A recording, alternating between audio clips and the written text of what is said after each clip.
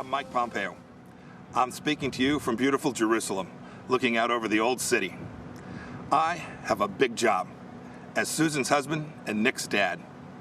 Susan and Nick are more safe, and their freedom's more secure because President Trump has put his America First vision into action.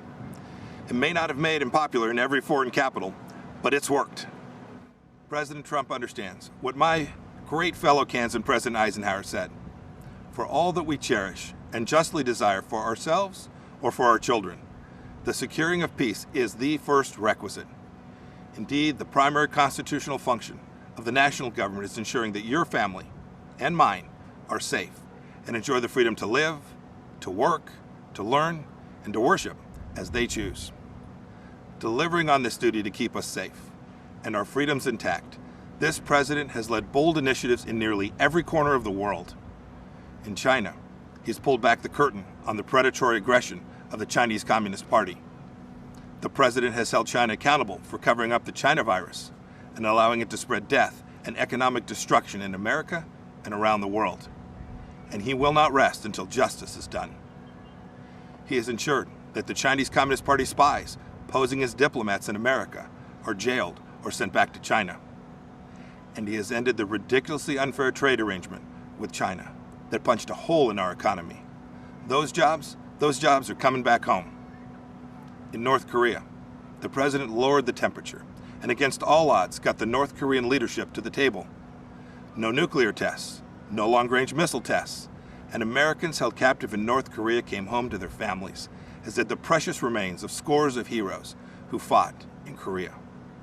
Today, because of President Trump, NATO is stronger, Ukraine has defensive weapon systems, and America left a harmful treaty so our nation can now build missiles to deter Russian aggression. And in the Middle East, when Iran threatened, the president approved a strike that killed the Iranian terrorist Qasem Soleimani. This is the man most responsible for the murder and maiming of hundreds of American soldiers and thousands of Christians across the Middle East. And you'll recall too, that when the president took office, radical Islamic terrorists had beheaded Americans, and ISIS controlled a territory in the size of Great Britain. Today, because of the president's determination and leadership, the ISIS caliphate is wiped out. It's gone. Its evil leader, Abu Bakr al-Baghdadi, is dead, and our brave soldiers, they're on their way home. The president exited the U.S. from the disastrous nuclear deal with Iran and squeezed the Ayatollah, Hezbollah, and Hamas. The president, too, moved the U.S. Embassy to this very city of God, Jerusalem, the rightful capital of the Jewish homeland.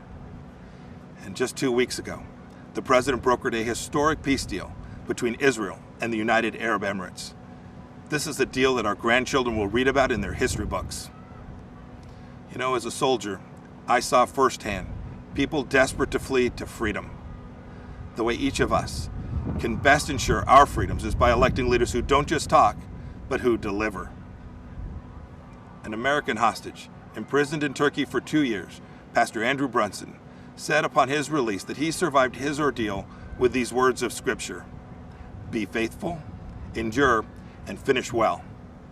If we stay the course, we will." May God richly bless you, and may God bless our great nation, the United States of America.